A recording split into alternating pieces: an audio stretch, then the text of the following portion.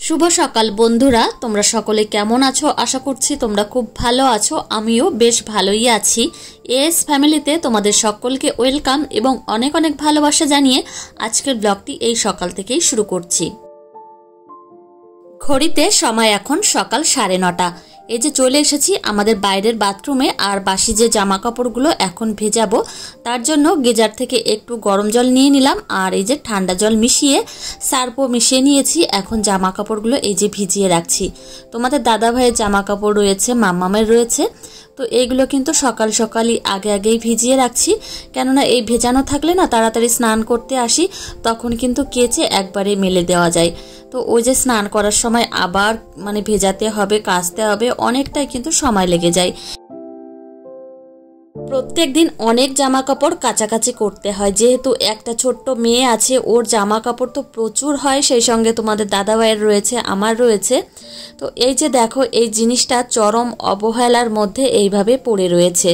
তো এটা হলো ওয়াশিং মেশিন। দেখো এই যে আরশোলায় বাসা বেঁধেছে, তোমাদের একটু দেখালাম। এটা কিন্তু কিনে এনে এইভাবেই রয়েছে বাইরের বাথরুমে। আমি যখন প্রেগনেন্ট অবস্থায় ছিলাম তখন তোমাদের দাদা ভাই এই ওয়াশিং মেশিনটা আমাকে আমার জন্মদিনে গিফট করেছিল। যেহেতু আমার সিজার হবে সেই কথা মাথায় রেখে কিন্তু এই ওয়াশিং মেশিনটা কিনেছিল, যে জামা কাপড় কাচাকাচি করতে হবে অনেক পরিমাণে, ওই কারণে কিনে দিয়েছিল। সত্যি কথা বলতে আমি কিন্তু কোনো দিন এই ওয়াশিং মেশিন ব্যবহারই করিনি, আমার কিন্তু একদমই ভালো লাগে না। আমি কিন্তু ওই হাতেই কেচে দিই। তো এইভাবেই কিন্তু চরম অবহেলার মধ্যেই রয়েছে, বাইরে পড়ে রয়েছে, একদমই কিন্তু নতুন। তোমাদের দাদা ভাই এই ওয়াশিং মেশিনটা কিনেছিল আমাকে কিন্তু না জানিয়েই।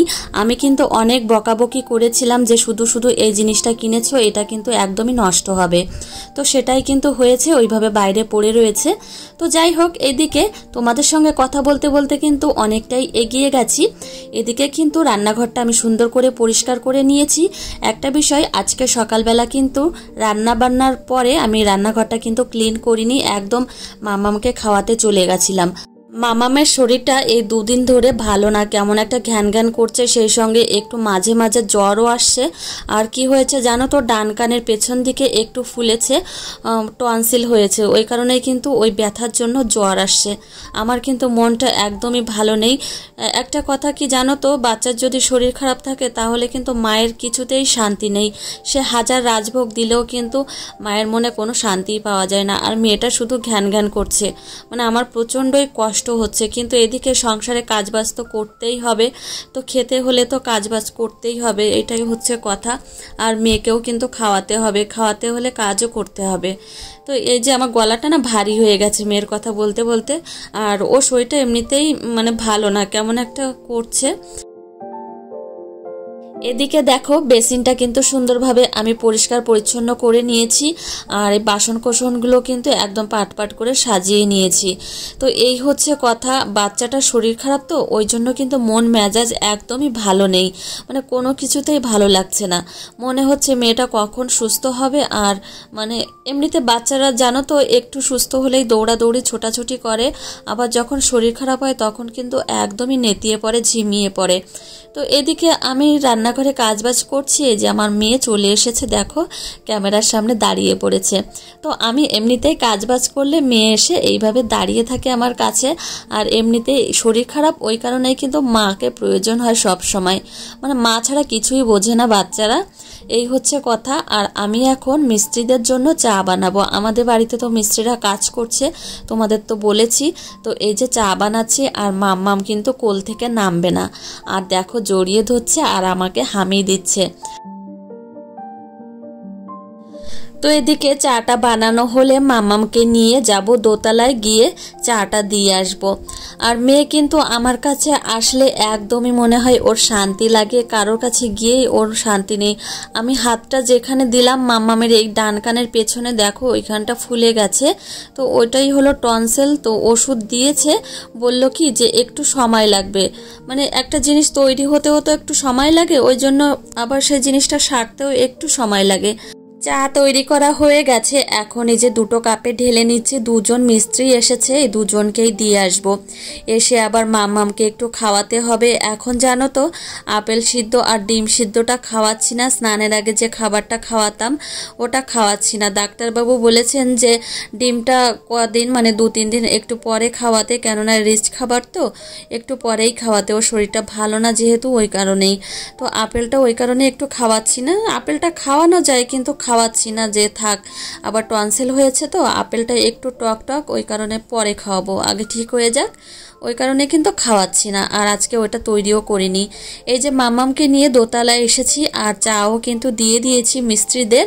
মাম্মাম একটু হাঁটাচলা করছে। আর এখানে কাজবাজ কিন্তু অনেকটাই এগিয়ে গেছে। এই যে দেখো মানে দেওয়াল আলমারিটা অনেকটা হয়ে গেছে, একদিকে পার্ট তো হয়ে গেছে আর একদিকে এই যে তৈরি হচ্ছে। দোতলা থেকে চলে এসেছি নিচে, এসেই কিন্তু মাম্মামের জন্য খাবার তৈরি করব। ওই যে বলেছিলাম ডিম সিদ্ধ আর আপেল সিদ্ধ আজকে খাওয়াবো না, আর ওই জন্য কিন্তু আজকে মাম্মামের জন্য একটু খিচুড়ি করব। এই যে পটল, বিনস, আলু আর রয়েছে একটু লাউ আর পেঁপে, এগুলো ঠান্ডা জাতীয় খাবার তো ওই জন্য কিন্তু খিচুড়ির মধ্যে দিচ্ছি। আর আজকে কুমড়ো নেই, ওই কারণেই কিন্তু ঘরে যে সমস্ত সবজি রয়েছে সেই সবজি দিয়েই একটু খিচুড়ি রান্না করব মাম্মামের জন্য। আর এই যে একটু বাটার দিয়ে দিয়েছি। আর মেয়েকে তো আমি শুরুর থেকেই মানে জবের থেকে ওকে খিচুড়ি খাওয়াই, তবে থেকেই কিন্তু আমি বাটার দিয়েই তৈরি করি।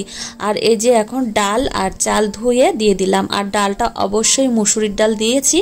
আর সামান্য একটু হলুদ আর লবণ দিয়ে দিয়েছি, মানে হলুদ না দিলেও হয় কিন্তু সামান্য পরিমাণে একটু দিয়েছি কালারের জন্য।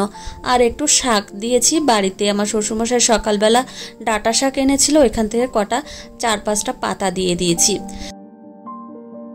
প্রেসার কুকারে খিচুড়িটা বসিয়ে দিয়েছি। এদিকে ঘরে কিছু বাসন কোসন ছিল ধুয়ে এই যে নিয়ে এসেছি, এখন সাজিয়ে রাখবো। আর মাম্মাম তো রয়েছে ওর ঠাম্মির কাছে, ওই কারণে ভাবলাম যে কাজবাজগুলো একটু করে নিই ঝটপট করে। মেয়ে কিন্তু ঘ্যান ঘ্যান করছে, আর কাজগুলো একটু গুছিয়ে করলে কিন্তু আমারও ভালো হবে।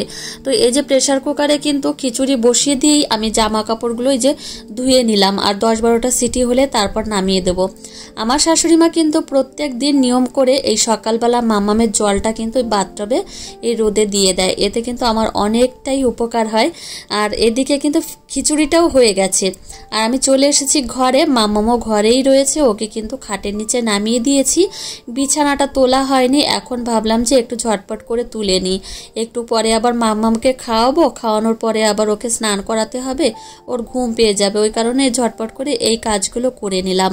তো এদিকে দেখো আমার মাম্মাম এই যে খাটের পর বসিয়ে রেখেছি মাম্মামকে। তো ওর শরীরটা খুব খারাপ, ওই কারণে কিন্তু একটু নরম নরম হয়ে রয়েছে। তোমরা কিন্তু একটু লক্ষ্য করলে দেখতে পাবে যে মাম্মামের ডান পাশের কানের নিচে একটু ফোলা, মুখটাও একটু মানে পাশের থেকে একটু ফোলা ফোলা রয়েছে।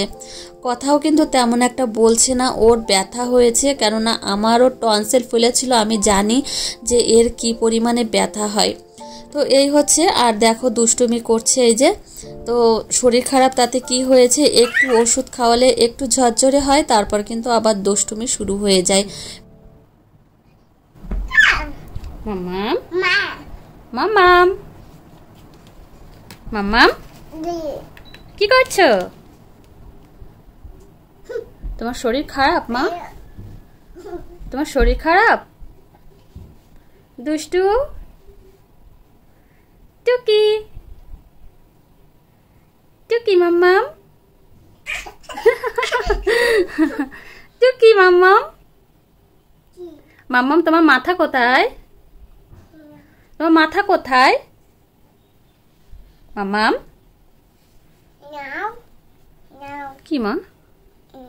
নোংরা? ও মা তোমার মাথা কোথায় দেখাও, পিপিরা দেখবে। মাথা কোথায় দেখাও। মাম্মাম মাম্মাম কি ঘুমোচ্ছে এখন? হ্যাঁ। তোমার দাঁত কিচ্ছু বলে না, বোকা মেয়ে।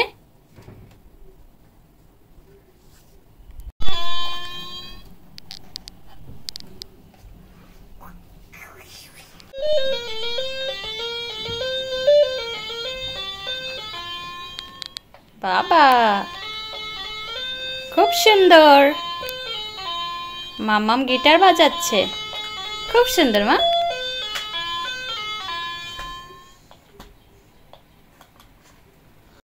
যাই হোক, মেয়ের দুষ্টুমি তো তোমরা দেখলে। তো এইভাবেই দুষ্টুমি করছে, আর খাটের উপর ওঠালে কিন্তু ওর দুষ্টুমিটা একটু বেড়ে যায়।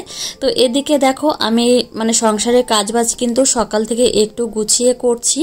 তো ভালোই কিন্তু গুছিয়ে করছি, আর মেয়েকেও কিন্তু সামলাচ্ছি। মেয়ের শরীর ভালো না, তো আমারও কিন্তু মনটা ভালো না। ওর শরীর ভালো না থাকলে আমার কিন্তু মন মেজাজ একদমই ভালো থাকে না। তো এদিকে আমি কিন্তু খাটটা সুন্দরভাবে গুছিয়ে নিয়েছি, এখন ঘরটা ঝাড় দিয়ে নিচ্ছি। আর এদিকে দেখো গ্যাস ওভেনটা কিন্তু ঘরেই রয়েছে। তোমাদের দাদাভাই বলল যে বক্স খাটের মধ্যে রেখে দেবে, তো আমি বললাম যে বক্স খাটের মধ্যে রাখতে হবে না, একবারে রান্নাঘরের ওইখানেই রেখে আসো। এখন ঘড়িতে সময় সকাল 11টা। এই যে ঠাকুর পুজোটা কমপ্লিট করলাম, আর মাম্মামকে খাওয়াতে হবে। আমি কিন্তু সকাল থেকে এখনো খাইনি, আমার খেতেই ইচ্ছা করছে না, ভালো লাগছে না। তো ভাবলাম যে মেয়েকে আগে খাইয়ে নি, তারপর আমি খাবো। তো সেই সকাল 6:30 থেকে কাজকর্ম করছি। তো সংসারে কত কাজকর্ম আছে তোমরা তো জানোই। আর এখন একটু সময় পেয়েছি, এখন বাজে দুপুর 12টা। আর মাম্মামকে স্নান করে এইমাত্র ঘরে নিয়ে আসলাম। আর এই যে আমার পাশেই বসে রয়েছে, দুষ্টুমি করছে। দেখো এই যে মাম্মাম মাম্মাম। তো কি হয়েছে জানো তো, ওই যে মাম্মামের কিছু জিনিসপত্র কিনেছি, তোমাদের দেখাবো ভাবছি। তো মাম্মাম ওইগুলো নিয়েই মানে দুষ্টুমি করছে। আর এখন কিন্তু আমি মাম্মামকে ঘুমও পাড়াবো। তো ভাবলাম কি যে ওইগুলো তোমাদের সঙ্গে একটু দেখিয়ে দিই, তো তারপরেই ওকে ঘুম পাড়াবো। তো চলো ওই জিনিসগুলো তোমরা দেখতে থাকো। রান্না করছে মাম্মাম, এখন ঘুমু ঘুমু দেবে। মাম্মাম ঘুমু ঘুমু দেবে এখন। কি হয়েছে মা? আর শরীরটা, আর মাম্মামের শরীরটা তেমন একটা ভালো না আজকে। তো আজকে না, কালকের থেকেই ওর শরীরটা খুবই খারাপ রয়েছে। ওষুধ খাইয়েছি, একটু ভালো আছে। তো ঘুমানোর জন্য কান্নাকাটি করছে। কি হয়েছে মা? দেখো সবাই দেখছে তোমাকে, তুমি কান্না করছো। হ্যাঁ মা।